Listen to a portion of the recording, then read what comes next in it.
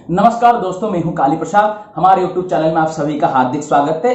आज हम देखेंगे कि इंसान ने अपनी जरूरतों को पूरी करने के लिए और इंसान ने अपनी इच्छा को पूरी करने के लिए जो सबसे गहरी इच्छा है कि खुद को जानने के लिए दुनिया क्या है, कैसे है, कहां से है, किस समय से है, इस सब चीजों को जानने के लिए जिस तरह से खोज की है, उस तरह से खोजों में से बाहर की दुनिया में जो खोज किया है फिजिकल वर्ल्ड में, हम उसे विज्ञान, जीवन की दुनिया में जैसे कि खुशी कैसे रहे, सुख कैसे पाए, दुख से कैसे हटे, दुख का कारण क्या है, एक्सेट्रा एक्सेट्रा, हम उसे दर्शन या फिलोसफी, और मैं कौन हूं, कहां से आया हूं, कहां जाना है, ये सब गहरी से गहरी खोजों का अध्यात्म या रियल स्पिरिचुअलिटी कहते हैं, रिलीजन नहीं स्पिरिचुअलिटी।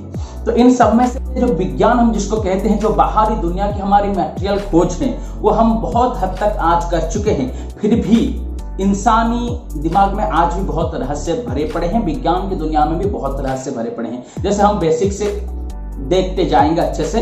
पहले हम एक चीजों को लेते हैं, ग्रेविटी। हम देखते हैं कि माध्याकर्षण शक्ति या ग्रेविटेशनल फोर्स जिसके कारण हर चीज जमीन से जुड़ी हुई है, नीचे की तरफ आती है। हमें ये कैसे पता चला? हम जिस तरह से जानते हैं कि न्यूटन नाम के एक बहुत बड़े वैज्ञानिक थे, जो कि थे, उन्होंने देखा कि फल नीचे गिरता है, नीचे ही क्यों गिरता है, यहां क्यों नहीं जाता, वहां क्यों नहीं जाता, बाहर क्यों नहीं जाता, नीचे ही क्यों गिरता है? क्योंकि नीचे कोई शक्ति जरूर होनी चाहिए, हमें दिखाई पड़े या ना दिखाई पड़े। दिखाई पड़ने की कोई बात नहीं है, क्योंकि लाइट जिसके द्वारा रिफ्लेक्ट नहीं होगा वो चीज हमें दिखाई नहीं पड़ेगा। तो एनर्जी से लाइट रिफ्लेक्ट नहीं होती है, इसलिए दिखाई नहीं पड़ती, पर वो चीज है, नहीं तो फल नीचे की तरफ जाएगा ही क्यों, ये हम सब जानते हैं। पर बहुत सारे फिलोसोफर्स, विचारक, वैज्ञानिकों के बीच आज भी है, उस समय भी था, यह आलोचना है, जो आलोचना जस्टिफाइड है, पूरे तरीके से तर्कयुक्त है। अच्छे से जरा सोचना, वो ये कहते हैं कि फल नीचे गिरा, सही बात है, क्योंकि नीचे की ओर कोई शक्ति होनी चाहिए, पर फल नीचे गिरा तब जब फल ऊपर गया था, नहीं तो नीचे गिरेगा कैसे?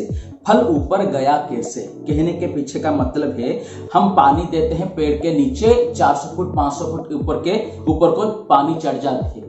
जैसे किस चीज जाने के लिए, नीचे आने के लिए नीचे खींचने वाली शक्ति चाहिए, उस तरह से ऊपर गया है फल, ऊपर गया है पेड़, इसलिए ऊपर की तरफ कोई खींचने वाली शक्ति होनी ही चाहिए। क्यों? क्योंकि ये दुनिया द्वंद है, डुअलिज्म है। अगर दिन है तो रात है, अगर बायां है तो दायां है, अगर ऊंचा है तो नीचा है, अगर होगा तो दो होगा डिस्टेंस में, नहीं तो नहीं होगा, एक नहीं हो सकता। अगर बायां होगा ही नहीं तो उसको, उसके ऑपोजिट को दायां कहेंगे ही क्यों? कल्पना करिए, अच्छा होगा समझने के लिए, एक महाशून्य है जहां पर कुछ नहीं, अंधेरा है, वहां पर एक आदमी बैठा हुआ है, उसके ये है बाया, ये है दाया, आप इसको बीच से काट देते हो उस आदमी को और कहते हैं कि उसकी बायां तरफ हमने उड़ा दिया काट कर, तो अब उसकी बायां नहीं बचा, जो भी चीज रह गया बीच में वो हो गया बायां, वो हो गया दायां। अगर रहेगा तो बायां दायां दोनों रहेगा, नहीं तो नहीं रहेगा। इस तरह से अगर नीचे कोई खींचने वाली शक्ति है तो उसके विपरीत में ऊपर खींचने वाली शक्ति होगी ही, नहीं तो नहीं रह सकते दोनों।